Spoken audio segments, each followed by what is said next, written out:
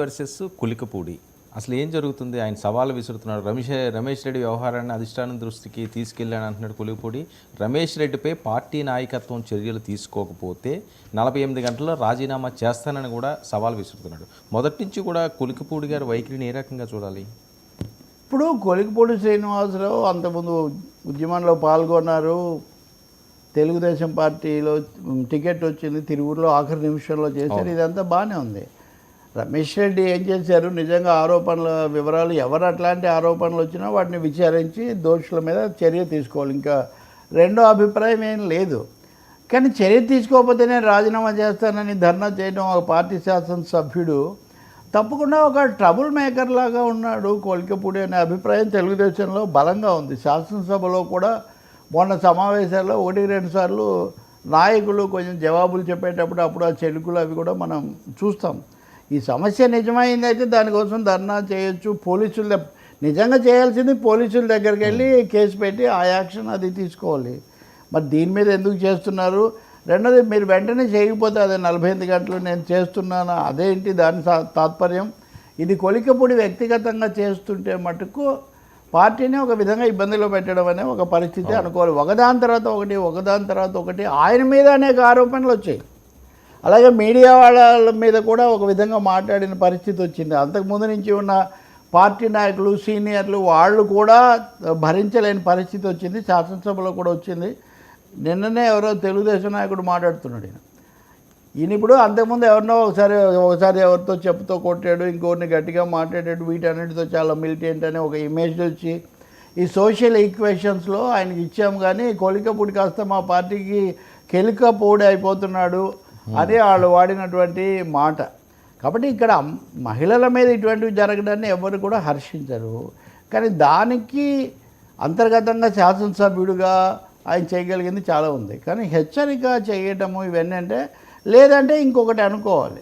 ఇప్పుడు పవన్ కళ్యాణ్ గట్టి చర్యలు తీసుకుంటున్నాడు, వెంటనే స్పేర్ చేయట్లేదు, ఇలాంటివి వచ్చాయి కాబట్టి దాదాపు సమాంతరంగా మేము కూడా అలాగే ఒక ఇమేజ్ లాగా దీన్ని రేపొద్దున పోటీ పెట్టి మాట్లాడతారేమో మనకు తెలియదు. కానీ ఇక్కడ మహిళకు న్యాయం జరగడం, దానికి సంబంధించిన నిజాలు రావటం. ఇప్పుడు ఉదాహరణకి నేను ఒకరోజు నిరాహార దీక్ష కూడా చేశాడు కదా వాళ్ళ పార్టీ మీద.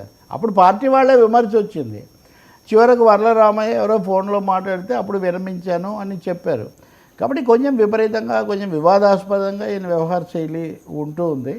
మరి మహిళా సంఘాలు అవన్నీ కూడా అక్కడ ఉంటాయి కదా, వాటన్నిటిని తీసుకొని ఆయన ఉద్యోగం నిర్మించవచ్చు. కానీ దీన్ని కూడా పార్టీ అంటే ఈ అంశాన్ని పార్టీలో అంతర్గత సమస్యలాగా తను చేస్తున్నటువంటి దానికి ఒక అంశంలాగా మార్చడం ఎంతవరకు తెలియదు. మరిన్ని వివరాలు వచ్చిన తర్వాత మనకు చంద్రబాబు నాయుడు గారు దీని మీద ఏమైనా స్పందించే అవకాశం ఉంటుందండి?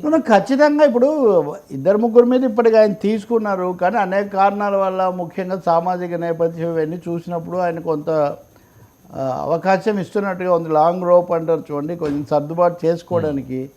కానీ బహుశా ఈరోజు మాట్లాడిన ఈ మాట చూస్తే ఈయన ఇన్వైట్ చేస్తున్నారేమో, చర్యను ఆహ్వానిస్తున్నారేమో అని అనిపిస్తుంది. ఎందుకంటే ఇక్కడ ఒక సమస్య ఉంటుంది.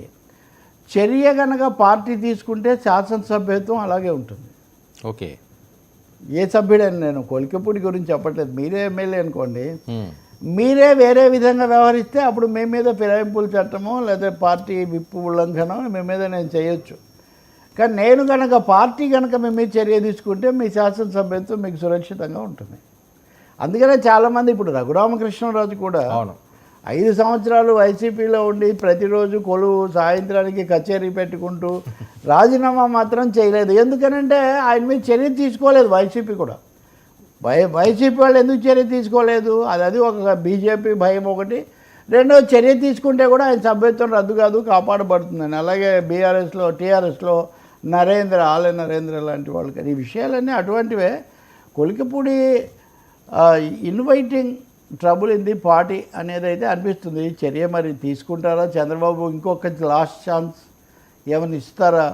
లేదు, ఈ వివాదానికి సంబంధించిన వివరాలు ఎలా బయటకు వస్తాయి, మహిళా సంఘాలు కూడా ఏమంటాయి, అవన్నీ కూడా మనం చూడాల్సి ఉంటుంది. తప్పకుండా తప్పు చేసిన వాళ్ళని ఏమి ఉపేక్షించాల్సిన అవసరం అయితే ఏమీ లేదు.